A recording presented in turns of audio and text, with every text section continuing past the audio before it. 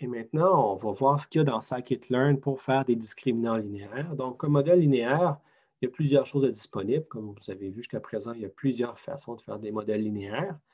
Donc, tout ce qui est linéaire, discriminant analysis, donc il y a des méthodes paramétriques basées sur le fait qu'on a des modèles normaux avec partage de matrices de covariance qui peuvent générer des discriminants linéaires. Donc, ça se base quand même sur le fait qu'on suppose des lois normales, qu'on va modéliser finalement la covariance, les vecteurs moyens avec de nos données pour pouvoir en arriver à cette modélisation-là. On a aussi des modèles de régression linéaire directement par moindre carré. Donc, linear model, linear regression, c'est une fonction qui permet de le faire directement. On a ce qui est régression d'arête, ridge regression. Donc, on a des modèles de moindre carré avec régularisation L2 qui est disponible, qui sont disponibles directement pour la régression. Même chose pour le lasso, donc régression L1, régularisation L1, excusez-moi, dans un cadre de régression, parce qu'on s'entend que ces deux approches-là, c'est vraiment avec un critère des moindres carrés par défaut.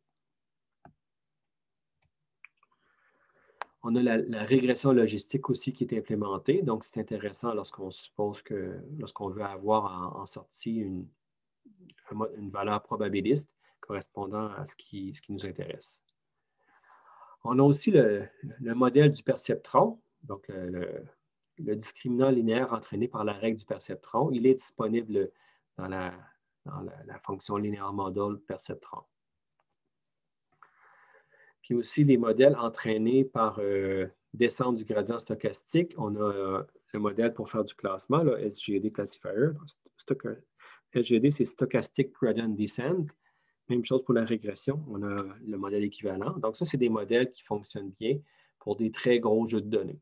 Donc, ils vont apprendre à faire le traitement, un traitement linéaire, mais de façon très efficace. Sinon, pour la gestion du multiclass, c'est géré out of the box souvent. Donc, le multiclass est déjà géré quand même assez bien par scikit-learn. On peut avoir explicitement des modèles de gestion précis, comme l'approche 1 contre tous, c'est implémenté dans le sous-module multiclass one versus rest. Donc, ça, c'est 1 contre tous. On a aussi one versus one qui est une séparation par paire. Donc, c'est deux modèles archi-classiques qu'on a vus aujourd'hui.